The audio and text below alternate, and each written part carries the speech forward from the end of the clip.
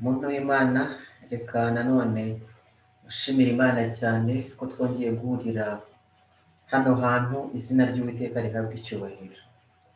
Ni umunezero mwinshi kuri njye kandi n'ishimwe rikomeye ko Imana yongeye kuduha andi mahirwe yo kongera tuganire ijambo ry'Imana. Reka rero dushimire Imana cyane kubw'igihe gitambutse, uko yabanye natwe, ntacyo twatanze ahubwo ni ubuntu bwayo, kugira ngo turusheho gusobanukirwa n'imbabazi tugiriye, ngo tumenye ibyo abahanga benshi bo mu isi batazi, ariko Imana ikaba yishimiye yuko twebwe tubimenya. Ni amagambo akomeye kandi ni rya jambo ryahanuwe nkomeza gusubiramo ko ariryo turi kurebaho, rirushaho gukomera kandi muzaba mukoze neza nimuryitaho, kuko rimeze nk'itabaza rimurikira ahacuze umwijima, rigakesha ijoro, rikagezaho inyenyeri yo mu ruturuturu izabandurira mu mutima y'abaryakiriye. Imana ihabwa icyubahiro. Dukomeje urugendo rwacu rero, kandi uyu munsi tugiye kuganira muri Daniyeli n'ubundi igice cya 7. Ejo twakiganiriyeho ariko tugiye kongera tukiganireho, kandi icyo tugiye kureba ni cya kindi twasigaje ejo, cyerekeye ibyateye ubwoba umuhanuzi Daniyeli mu iyerekwa rye, cyerekeye inyamaswa ya 4 n'agahembe gato mu buryo bw'umwihariko. Reka tubanze dusenga Imana.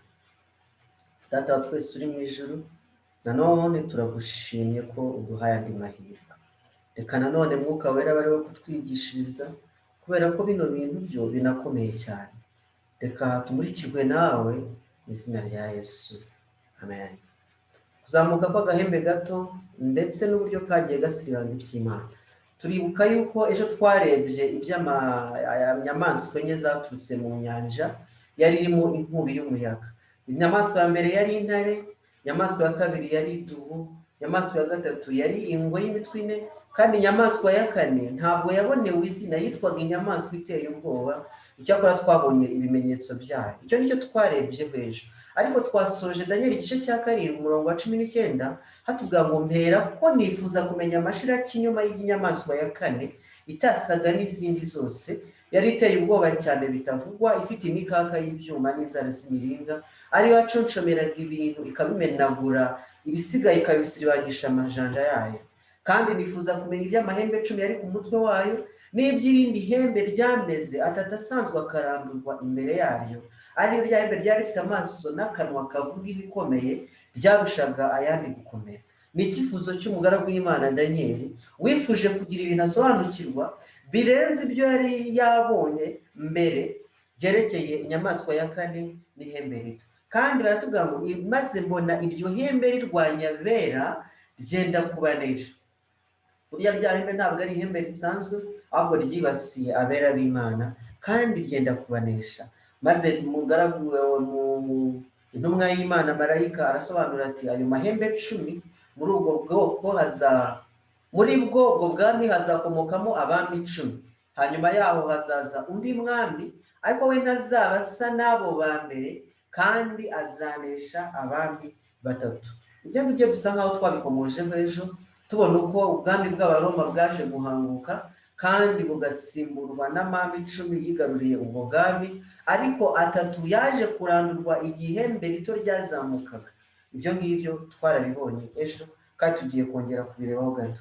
Kandi ijambo ry'Imana riravuga ngo uwo mwami, iryo hembe rito, ngo niwe uzavuga ibyo kugomera isumba byose, kandi azarenganya biriya bisumba byose, azigira inama zo guhindura ibihe n'amategeko, kandi bizarekerwa mu maboko ye kugeza aho igihe n'ibihe n'igice cy'igihe bizashirira. Aka gahembe gato ntabwo gasanzwe, karakora ibintu bidasanzwe.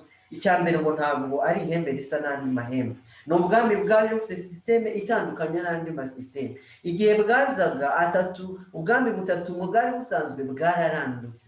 Ikindi tubonye ni uko ngo azavuga ibyo kugomera isumba byose, azarenganya abera n'isumba byose, yewe ngo bizarekerwa mu maboko ye kugeza aho ibihe n'igihe n'igice cy'igihe bizashirira. Ikibazo kibazwa, mbese aka gahembe ninde? Aka gahembe twakabwirwa n'iki ko gafite ibintu bikomeye cyane byateye umuhanuzi kujya mu kwibaza ibibazo bikomeye? Mbese twabwirwa n'iki iby'iri hembe? Umugabo witwa Dr. Adam Clark yanditse mu mvugo yahuranije yandika ati among Protestant writers this is considered to be the Pope. Mu banditsi b'abaprotestani iri hembe rito risobanuye ubupapa. Ariko se ni iki Bibiliya yatubwira? Mbese twemere iriya mvugo ya Dr. Adam Clark cyangwa tubanze dusuzume twitonze icyo Bibiliya itubwira?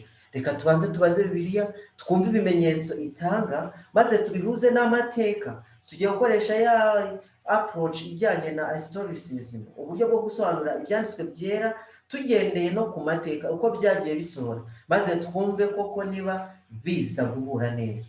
Mbese birahura? Reka tubaze Bibiliya. Icya mbere batubwiye nuko azanisha abami batatu. Akagahembe gato igihe kazamukaga kagombaga kunesha abami batatu. Mu nyamaswa iteye ubwoba y'inyamaboko n'imbaraga byinshi cyane kandi yari ifite amahembe 10, hazakomokamo abami 10. Ni ijambo ry'Imana ribivuga. Ni kuriya twarabibonye iby'aba Anglo-Saxon, aba Frank, aba Ostrogoth, abahedur, abavisigoti n'abandi. Ibindi bitwarabirondoye ndetse no mu gice cya kabiri twarirebyeho.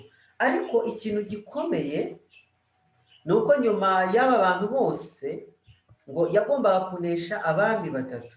Aya mahembe 10 ubwami bwaje gusimbura Roma muri 476 nyuma ya Kristo. Ubwo maze kwigarurana bari ababarbare nyine.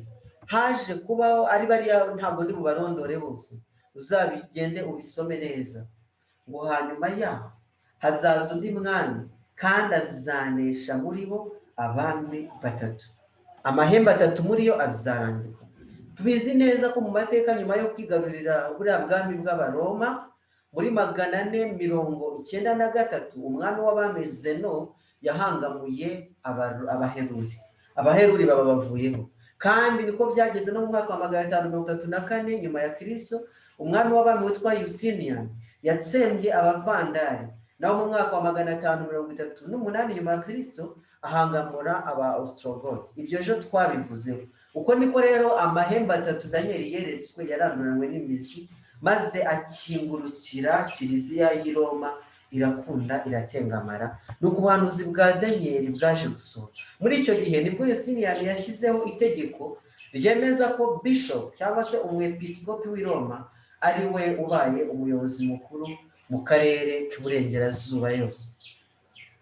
Ikintu kirakomeye kandi nicyo kuzirikana yuko ubuhanuzi bwerekeye kuranduka kw'amahembe 3 bihuje neza na yavugo ya Dr. Clark yuko abaprotestani bagaragaza yuko iyi ngiyi ari Roma nyiristo cyangwa se ubupapa. Ingingo ya 2, ntazaba asa n'abo bambere, kuko azavuga ibyo kugomera amategeko. Ariko tukiri kuri ya ngingo ya mbere nayo, ubundi bwami bwari ubwami bwa politiki, bagenda bakarwana bakigarura ibihugu bitewe n'imbaraga zabo. Ariko iri hembe rya 11 ryaje kurandura andi mahembe 3, n'ubundi ryazamutse mu buryo budasanzwe, kubera yuko ntabwo yasaga n'abambere koko. We yaje ari kiliziya, yaje ari idini, ntabwo yaje ari ubutegetsi bwa politike bwigaruriye isi nk'uko Abamedi n'Abapesi barigaruriye Abagiriki n'Abaroma cyangwa n'Ababarbari. Ahubwo yazamutse mu ishusho y'idini, maze aragenda yigarurira ubutegetsi nabwo. Icya kabiri, azavuga ibyo kugomera Imana. Twarabibonye muri Daniel 25, niwe uzavuga ibyo kugomera Isumba byose. Azavuga ibyo kugomera Isumba byose. Amagambo ntashatse guhindura, kugira ngo ahari uyumva ururimi abyiyumvire nk'uko byanditswe na ba nyirabyo. Yanditse muri iki gitabo cyitwa Ecclesiastical Dictionary, kuri article ivuga papa. Basobanura gute papa? The Pope is as it were God on earth. Whatever the Lord God himself and the Redeemer is said to do, that his vicar does. Papa ni nk'Imana, ameze nk'uko Imana yari imeze ku isi. Uko tuzi Imana yewe n'umucunguzi yakora, uko niko na papa cyangwa se umusimbura w'Imana ku isi nawe akora.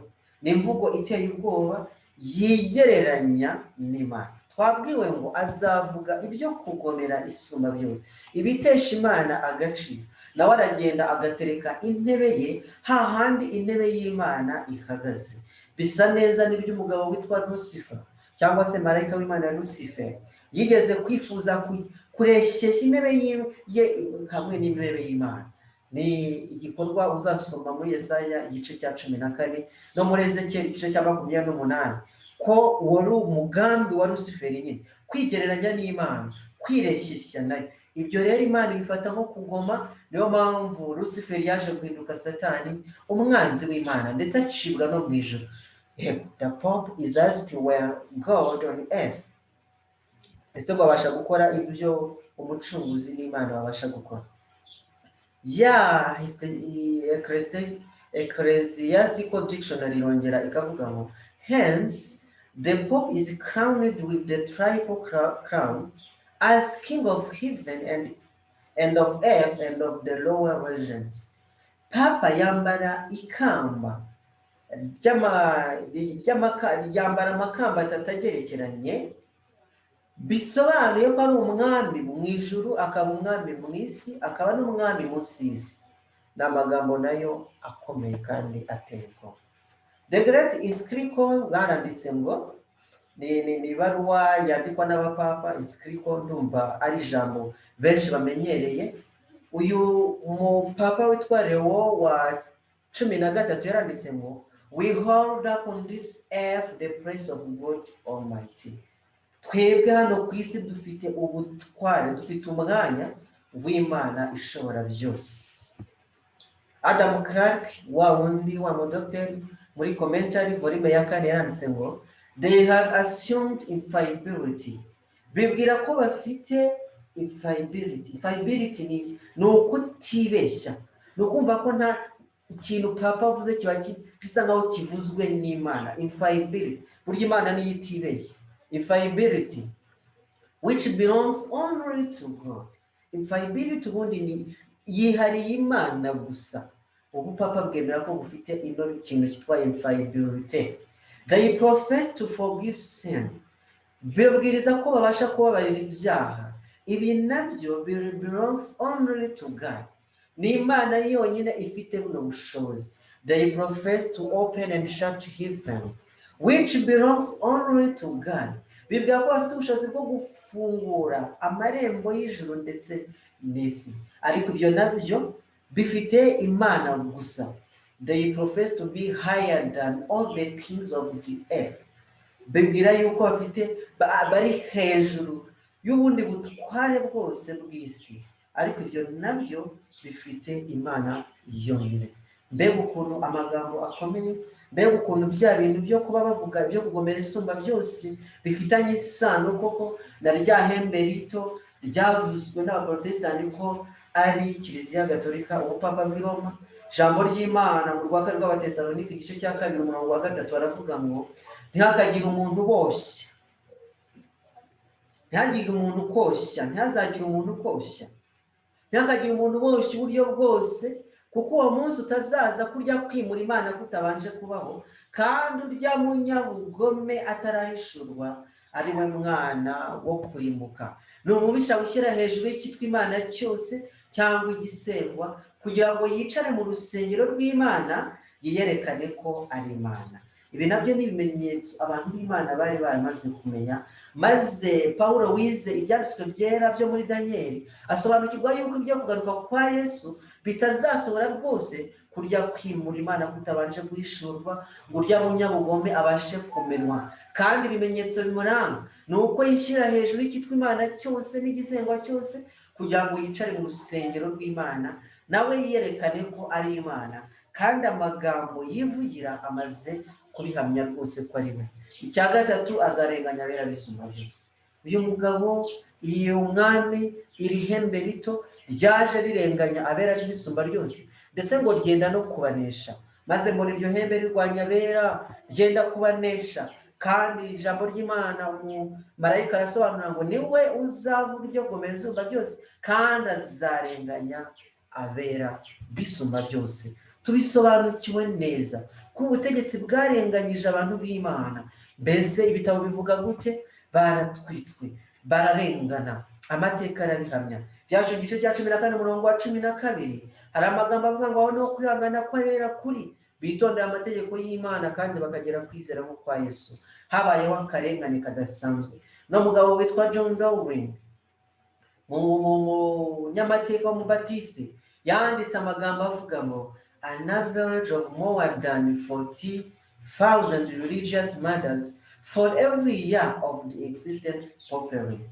Ngo buri mwaka habashaga gupfa abantu 40,000 mu gihe cy'ubupapa.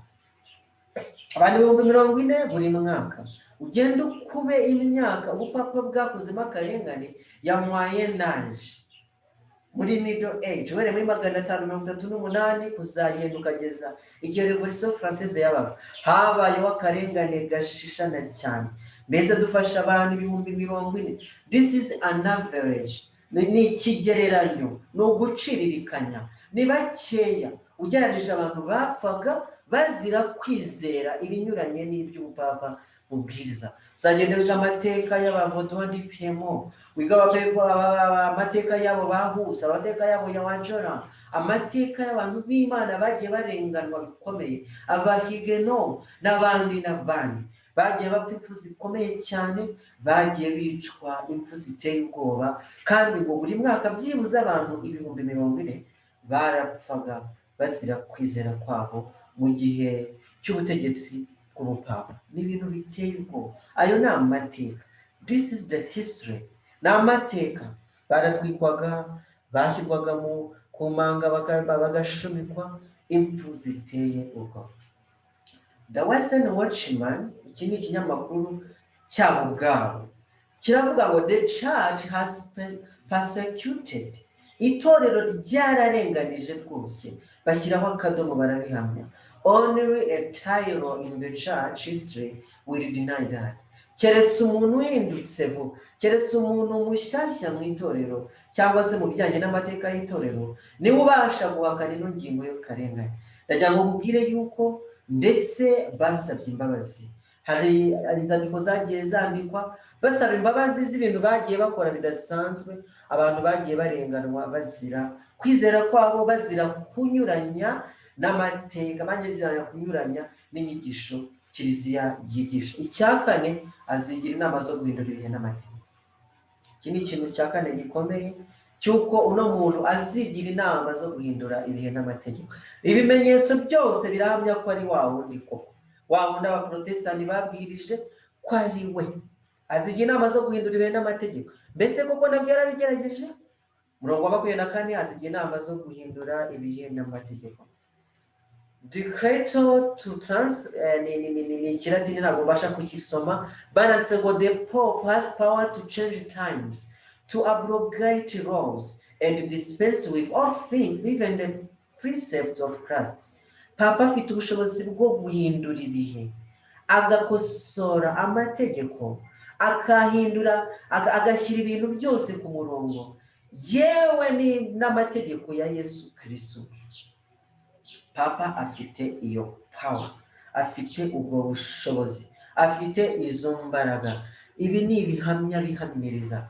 Maze muri iriya catechisme, Baltimore catechisme, ino katigisimu yo mu 941 nibwo yavuguruwe, nimero yayo ya 2, baranditse ngo ikibazo, what is the second commandment? Mbese itegeko rya kabiri mategeko y'Imana ni irihe? Igisubizo, the second commandment of God is you shall not take the name of the Lord thy God in vain. Ntukavugire ubusa izina ry'Uwiteka Imana yawe. Ni itegeko rya kabiri. Ariko se koko muri Kiliziya, muri Bibiliya ntagatifu, Bibiliya yera, Bibiliya ni itegeko rya kabiri? Oya, ntabwo ariko biri. Kuko itegeko rya kabiri muri byanditswe byera riravuga ngo ntukiremere igishushanyo kibajwe cyangwa igisa n'ishusho yose iri hejuru mu ijuru cyangwa hasi ku butaka cyangwa mu mazi yo hepfo y'ubutaka. Ndetse ibyo bintu ntukabyikubita imbere, ntukabikorere, kuko Uwiteka Imana yawe ni Imana ifuha. Ariko igihe bandika katigisimu bagomba kubwiririzamo abakristo bashya n'abandi, iryo tegeko ntabwo ari yo tegeko rya kabiri bararikuyemo, ahubwo itegeko rya gatatu niryo ryanditse rya kabiri, muri kateshisme bigishizamo. Ya kateshisme yongera ibaza ikibazo, what are we commanded by the third commandment? Mbese itegeko rya gatatu ryo ridutegeka iki? Igisubizo, by the third commandment we are commanded to worship God in special manner on Sunday, the Lord's day. Mu itegeko rya gatatu dusabwa kuramya Imana mu buryo bwihariye ku cyumweru, umunsi w'Uwiteka. Ariko se ijambo ry'Imana ritubwira iki? Ritubwira ko itegeko rya kane rivuga ngo wibuke kweza umunsi w'isabato, mu minsi 6 ujya ukora aba ari ukoreramo imirimo yawe yose, ariko wa karindwi niwo sabato w'Uwiteka Imana yawe. Ntukagire umurimo wose ukoraho, yaba wowe ubwawe cyangwa umuhungu wawe cyangwa umukobwa wawe cyangwa umugaragu wawe cyangwa umuja wawe cyangwa itungo ryawe cyangwa umunyamahanga wawe uri iwanyu, kuko iminsi 6 ari Uwiteka yaremeyemo ijuru n'isi n'inyanja n'ibirimo byose, akaruhukira ku wa karindwi. Nicyo cyatumye Uwiteka w'umugisha umunsi w'isabato akaweza. Ariko abangaba ngo the Sunday the Lord's Lord, biratandukanye, ntabwo ari byo. The Catholic Encyclopedia barabajije ikibazo, oya bavuze amagambo, the church after changing the day of rest from the 7th day of the week to the first, made the third commandment refer to Sunday as the day to be kept holy as the Lord's day. Itorero rimaze guhindura ukwera, rimaze guhindura umunsi w'ikiruhuko ukava ku cyumweru ukaza ku wa mbere, ukava ku munsi wa kane ukaza ku munsi wa mbere, bafashe itegeko rya gatatu barihindura ko rirebana n'icyumweru Sunday nk'umunsi wo kubahwa no kuramya Imana. Nuko uko byagenze koko, maze itegeko naryo bagenza gute? Bararihindura. Itegeko rya kabiri ryo barikuyemo, maze itegeko rya gatatu ryo bagerageza kurihindura. The Catholic Mirror baravuze ngo the Catholic Church for over 1,000 years before the existence of the Protestant changed the day from Saturday to Sunday. Mbere y'imyaka irenga 1000 ubuprotestanti butaraduka, bahinduye ukwera bakuvana ku Saturday bakujyana ku Sunday. Protestanti butaraduka. Maze Catholic Mirror irongera avuga ngo the Christian Sabbath ariyo Sunday, isabato y'abakristo ariyo cyumweru, is therefore to this day the acknowledged offspring of the Catholic Church without a word of remonstrance from the Protestant world. Sunday ni umunsi wo kuzirikanwa n'abana ba Kiliziya Gatolika. Abana ba Kiliziya Gatolika ubwo ni abaprotestanti, ni amaturo yakomotse kuri Kiliziya Gatolika, badafite ijambo ryose babasha kwirekuza mu isi nyine ya giprotestanti. Mbega amagambo yo kwishongora, amagambo agaragaza ko wa munsi ari umunsi wongera gucecekesha ubuprotestanti. Ndaje mvuga amagambo uno mugabo witwa John Bryan yanditse muri The Faith of Millions. Yaranditse ati umuco wo kubahiriza umunsi w'icyumweru ntushingiye ku isomo rigaragara ryo muri Bibiliya, ahubwo ushingiye ku bubasha bw'itorero Gatolika. Uko kwezi uwo munsi ni urwibutso rw'itorero rikuru, ari ryo ryakomotsweho n'udutorero duto tutari itorero Gatolika, twitandukanije nk'umwana uraragirira kure y'iwabo, nyamara agakomeza kubika mu mufuka ifoto cyangwa agatambaro ko mu mutwe bya mama we.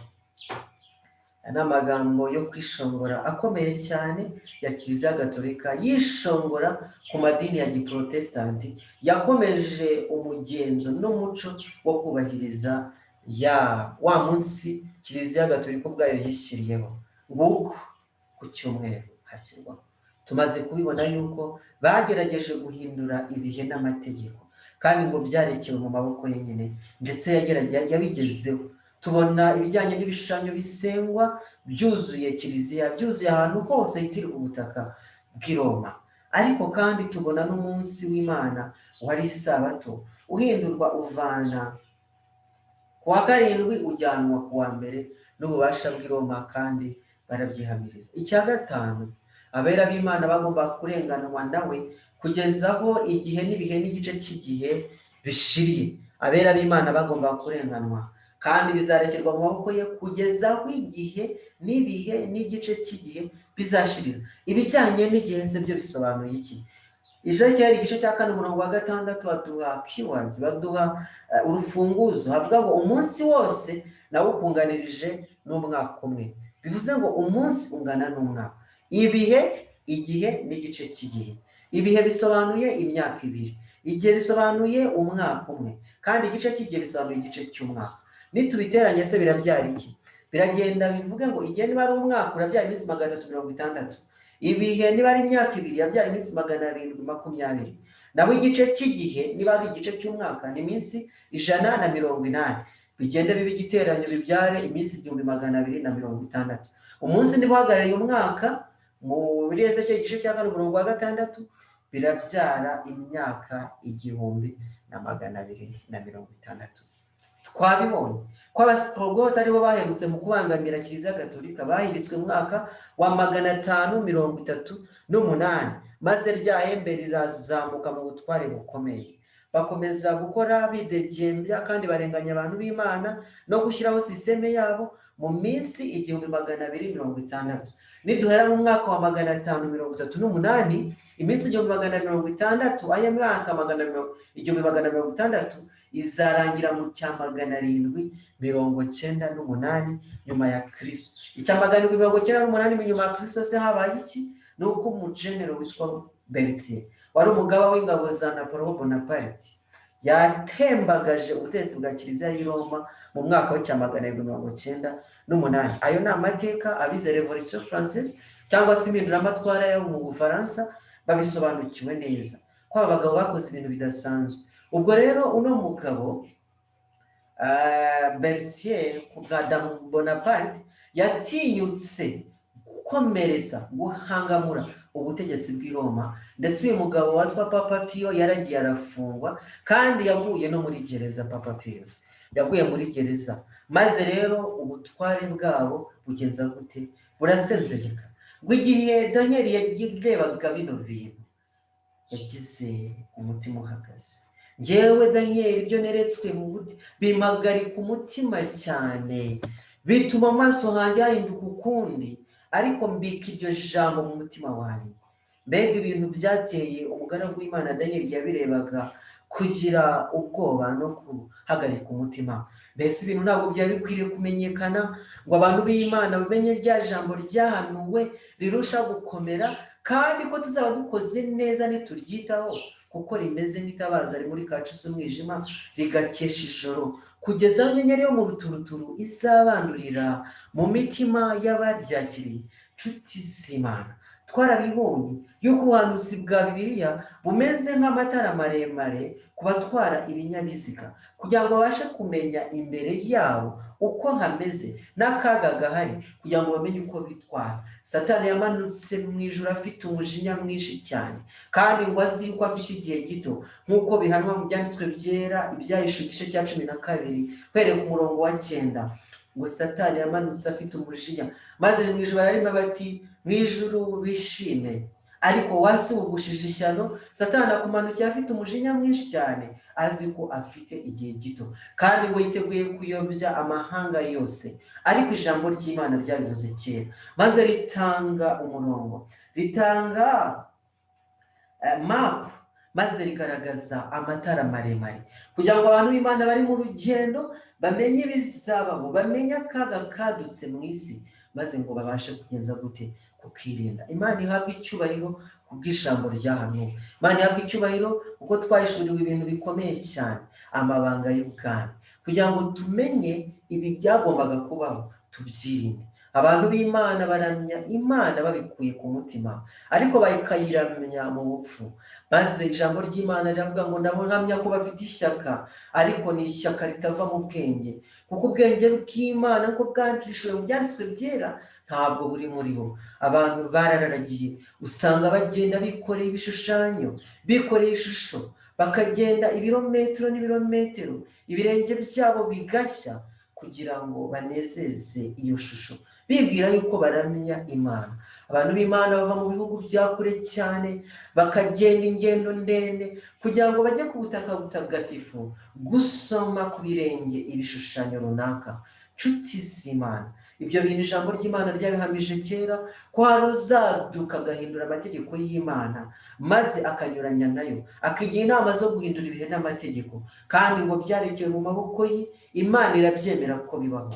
Abantu benshi ntabwo bemera umunsi w'isabato ko ari umunsi wo kuramya Imana yashyizeho nk'ikimenyetso cy'uko ari umuremyi w'ijuru n'isi n'inyanja n'amasoko, maze biyemeza kuramya ku munsi w'izuba, Sunday.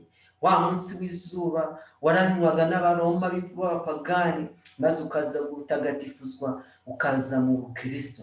Nshuti z'Imana, iri ni ijambo ryahanuwe rirushaho gukomera, kandi abantu b'Imana bazaba bagize neza nibaryitaho, kuko rizababera nk'itabaza muri kacu z'umwijima, muri wa mwijima w'icuraburindi abantu batari basobanukiwe n'iriva n'irizima bazamenya uko cyo kuramya Imana by'ukuri bisobanuye, kandi niba bakunda Yesu n'umutima wabo wose bazahindukirira bashima Imana y'uko yahishuriye ukuri kudasanzwe. Ijambo ry'Imana nicyo turi kuvuga, nicyo turiho, ni ukugira ngo abantu b'Imana baze kuri Yesu. Kandi Yesu arababwira ati uzawundi ntabwo nzamwirukana na hato, kubera yuko nyine iminsi yo kujijwa Imana izayirengagiza. Mbese waba uzi yuko ukunda Yesu nyamara ukaba uri muri sisiteme iyobya? Yesu arakubwira ngo ngwino, kandi ntabwo nzakwirukana na gato. Emera kugendera mu mucyo wakiriye, uve mu mwijima w'icuraburindi urimo, kugeza igihe Yesu Kristo rwose amurika umucyo wose mu mutima wawe. Ijambo ry'Imana n'itabaza muri kacu z'umwijima, nshuti y'Imana. Zaburi 119:105 harabihamije. Ijambo ry'Imana n'itabaza ry'ibirenge by'abaryakiriye, ni umucyo umurikira abantu b'Imana. Emera kwakira ijambo ryahanuwe kugira ngo rikubere umucyo wo kumurikira. Mwihangane, hari habayeho kurogowa gatoya, ariko n'ubundi ndi kugera ku musozo. Amagambo nshaka gusorezaho ari mu gitabo cyitwa Abahanuzi n'Abami, ku ipaji ya 375 handitse amagambo nshaka kwifuriza abantu b'Imana ngo abe ku mitima yabo kandi bayazirikane. Bagenzi, dufatanije urugendo, turacyari hagati mu mwijima no kuvurungana no guhorera kwikorerwa muri iyi si, ariko vuba bidatinze Umukiza wacu agiye kuza atuzaniye gucungurwa n'ikiruhuko. Kubwo kwizera ni mutyo duhanga amaso isi izaba yahawe umugisha nk'uko yagaragajwe n'ukuboko kw'Imana. Ubu wapfiriye ibyaha by'abari mu isi ari gukingurira abamwizera bose amarembo ya paradizo. Kandi vuba bidatinze urugamba ruzaba rurangiye, kandi intsinzi izaba igezweho. Vuba bidatinze tuzabona ibyiringiro byacu by'ubugingo buhoraho bishingiyeho, kandi nitugera imbere ye ibigeragezo n'imibabaro byo muri ubu buzima bizaba busa. Ibya kera ntibizibukwa kandi ntibizatekerezwa. Nuko rero nimute ubushizi bw'ubwoba bwanyu bufite ingorane ikomeye, kuko mukwiriye kwihangana kugira ngo nimumara gukora ibyo Imana ishaka muzahabwe ibyasezeranijwe. Haracyasigaye igihe kigufi cyane, kandi uzaza ntazatinda. Ariko Isirayeli azakirishwa n'Uwiteka agakiza gahoraho. Ntimuzakorwa n'isoni, ntimuzamwara iteka ryose, niba mwikomeje ku Mana mukemera kuba mu ruhande rwayo. Mbese nshuti y'Imana, ni iki cyadutandukanya n'urukundo rwa Yesu? Ni iki cyadutandukanya no kwitegura Kristo uri hafi kugaruka, ko atuzaniye ingorane zidasanzwe? Ahari igihe wakwitandukanya n'ibi tuvuze, ukemera kujya mu ruhande rw'Imana no kuramya k'ukuri, ushobora guhura n'akarengane, ushobora guhura no guhomba ibyawe, ushobora no guhura no gutakaza abantu bawe. Ariko muntu w'Imana, nta cyadutandukanya na Yesu, kuko ingorane dufitiye nizo nyinshi cyane kuruta ibihendo Satani adushyira imbere atubwira yuko aribyo by'agaciro kuri twebwe. Imana ifashe umuntu wese twaganiriye muri aka kanya kugira ngo imwemeze mu mutima, yuko amagambo tuvuze ari ay'ukuri kw'Imana kandi ari ingenzi ko tubimenya. Ntabwo ari ukugira ngo duhirike ubutware bw'abandi kuko nta nubwo twabishobora, kuko n'ijuru ntabwo ryashimye ko bazahirima, kereka ukuboko kw'Imana gusa niko kuzarangiza iyo sisiteme. Ahubwo ni ukugira ngo abantu b'Imana bamenye kuramya k'ukuri, basohoke muri Babuloni, baruke ya vino banyoye, za nzoga amahanga yose yamaze kunywaho, inzoga z'i Babuloni. Imana ishoboza abantu b'Imana kumva ukuri kandi bakwakire mu mitima yabo nk'ukuri kuvuye mu ijuru, mu izina rya Yesu. Reka dusenge. Data wa twese uri mu ijuru, tugushimiye yuko utumurikiye ijambo ryawe kandi turitanze kugira ngo turusheho kwigishwa nawe, ubwo ubwenge bwacu bucishwe bugufi kandi Mwuka Wera wemeza imitima abashe kuba ari we wemeza umutima wa buri muntu wese, mu izina rya Yesu. Ejo tuzakomeza urugendo rwacu, gushimiye yuko wabanye nanjye kandi nzishimira n'ubundi kubana nawe. Uwiteka aguhire mu izina rya Yesu.